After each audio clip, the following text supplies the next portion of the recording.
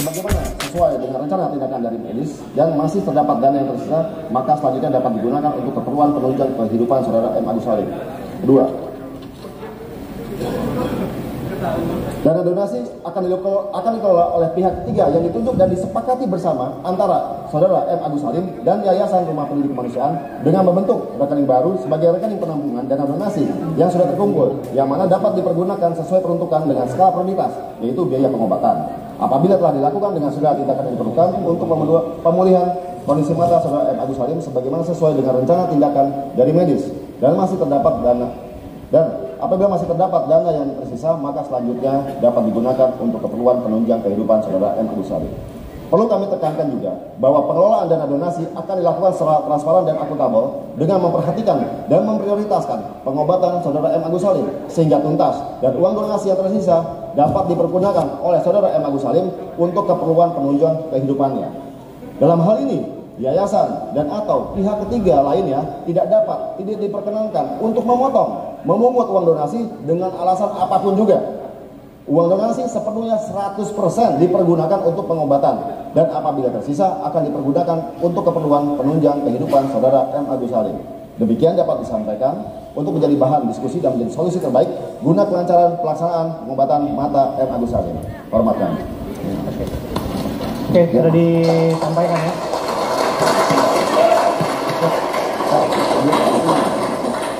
Yayasan Rumah Peduli Kemanusiaan selaku kuasa hukum Tenovi, Om Brian. Oke. Ini penawaran ya, penawaran untuk solusi yang sedang dicari saat ini dari pihak Yayasan Rumah Peduli Kemanusiaan, dari pihak Tenovi. Oke, sudah ya? Oke, sudah diterima. Oke. Jadi sekarang saya kembalikan ke pihak Mas Agus Salim. Kira-kira ada tanggapan dari sana, langsung merespon poin-poin itu, atau pikir-pikir menimbang suatu? Karena kami tidak tahu ini arahnya kemana sebenarnya. Tadi kan sudah sampaikan, kalau pakai debat ini kita siapin dokumen-dokumen juga, seperti Banowi Bawa Sukabruk itu.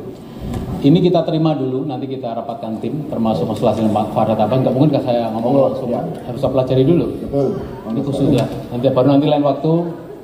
Tetapi kalau misalkan pertemuan selalu begini, memang kita harus mengatur ya, dengan tertib supaya kita tenang. Kalau penyelenggaraan seperti tadi, tentu kita tidak fokus.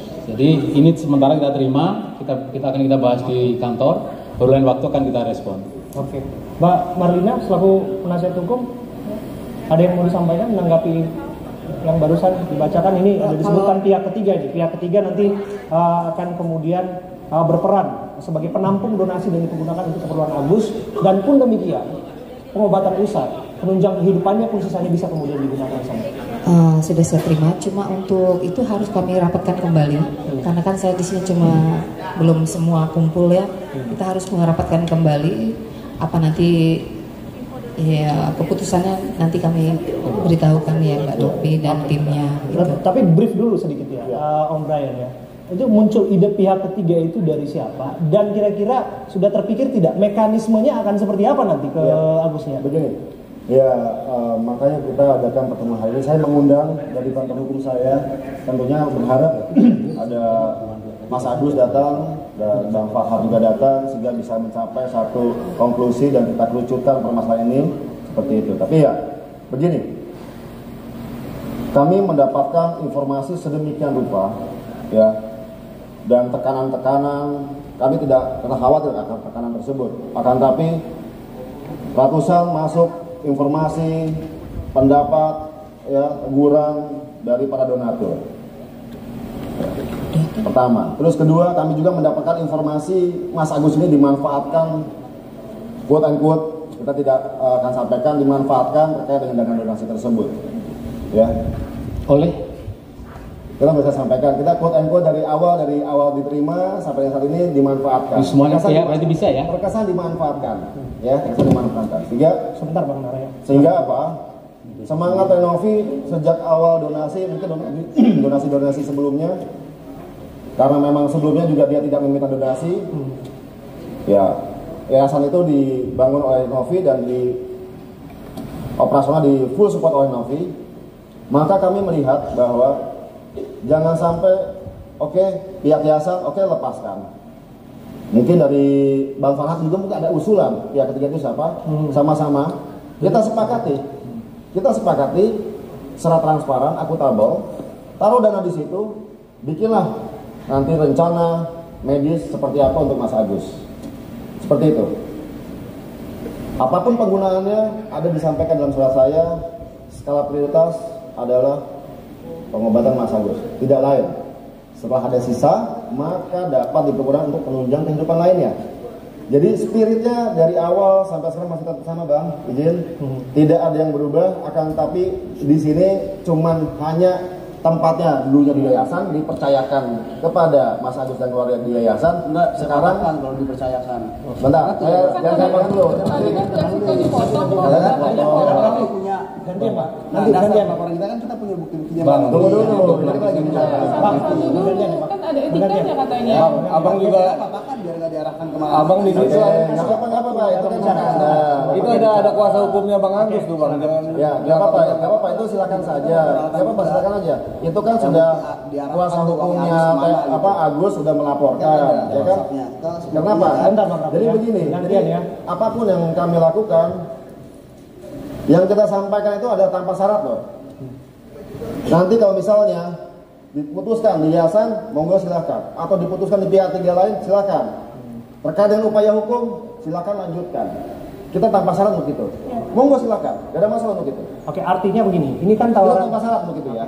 Anda mencari solusi atau ide solusi ini, prakteknya proses yang berjalan itu secara hukum akan diteruskan, gitu kira-kira, dan akan siap menghadapi konsekuensi-konsekuensi. Untuk itu tidak ada masalah dari Tenovi. Tenovi ini sudah mengabdikan hidupnya untuk kemanusiaan, kegiatan sosial, apapun hambatan dan rintangan akan dia hadapi. Tidak masalah untuk itu. Ya. Oke, Kak. Ya, Boleh nanggapin? karena tentu ini akan berbicara tempus ya, bicara waktu ya, nanti akan berkejaran nanti di sana. Saya berharap sih sudah ada titik temu. Ya. Sampai Kami pada harapkan akhirnya juga. saya ada titik temu sebelum pada akhirnya upaya pemidanaan itu bisa Ultimum remedium. Ya, upaya terakhir itu bukan pidana. Jadi Mas Abe, jadi kenapa kita minta pertemuan terbuka agar supaya ini kita lakukan secara transparan mungkin. Jadi para donatur yang sudah memberikan uangnya, mereka juga melihat pertanggungjawaban Tenovi dalam membuat satu tayangan video di YouTube.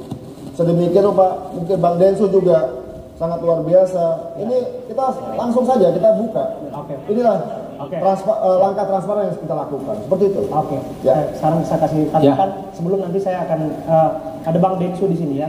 Bang Densu ini boleh kita tepuk tangan dulu lah untuk Bang Densu yang kita hari ini.